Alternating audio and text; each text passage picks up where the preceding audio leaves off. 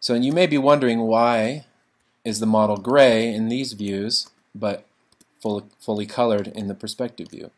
Well, that's just because of the way I have it set up for shading. Okay, so I can use the hotkeys 4, 5, 6, and 7 to view wireframe, flat shaded, textured, and textured with lighting. So this is the view with a preview of my lighting. Number 7. 4 is wireframe.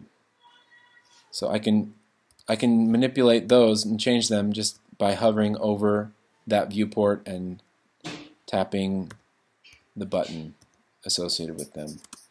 So I can switch to the lighted view here. I can go to my hardware shaded there or my wireframe. If I switch it to default lighting, looks different from this. This is flat lighting, basically, not using any lights. This is a new thing. You see how it's green bracketed here? This is new in Maya 2015. It has a default flat lighting. So this allows me to have everything lit up, and I can see without any shadows. And what I'm seeing really here is the color of the textures that I've painted. So these shadows that you see on the eyes and under the nose, that's all painted into the textures. That's not Maya shading that. That's me hand painting it. Now, each of these is called a viewport. And you'll notice each viewport has its own little set of panels or tabs, its own set of icons. We're just going to look at some of those. You can select in each viewport a different camera to view from. You have a lot of options here. We can go through those later, but you see the F button, frame selection, and frame all. Those are in the view menu, so you don't have to use the hotkey. You can select those. You also have shading options. You'll notice in the drop down in this view, the shading options, the X-ray button is checked. So if I uncheck that, then it's not X-ray anymore. X-ray is a little bit of see-through of your geometry. Okay. You also have some lighting options like we looked at. We also can show and hide certain things, certain classes of objects in the scene. You have some rendering options, and you have the different types of panels that these represent, and a bunch of icons here. So you can hover over those and find out what they are. You notice here these icons represent the different shading types that I showed you with those hotkeys 4, 5, 6, and 7.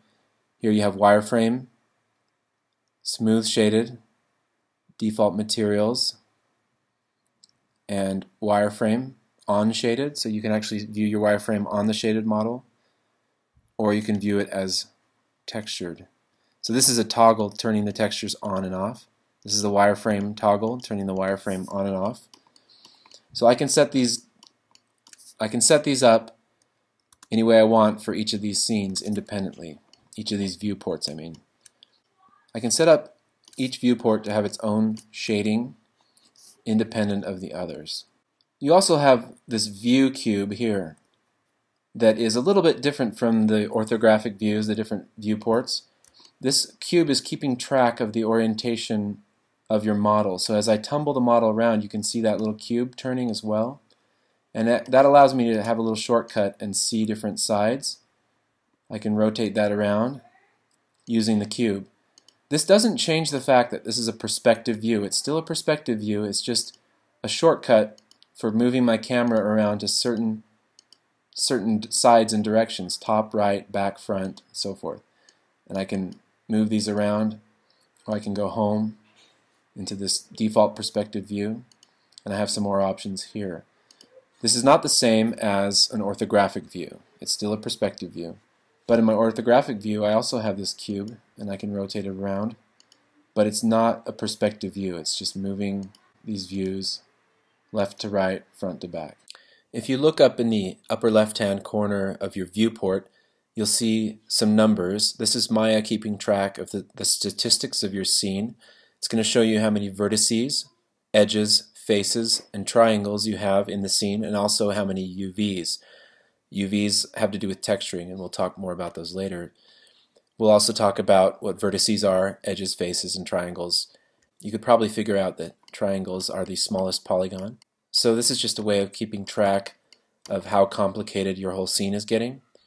If I select on one specific object, you'll see in this next row it gives me statistics for that specific object that I've selected. So this model has over 7,500 triangles, whereas this cube has 12 triangles in it. Okay, 6 faces, 12 edges, 8 vertices.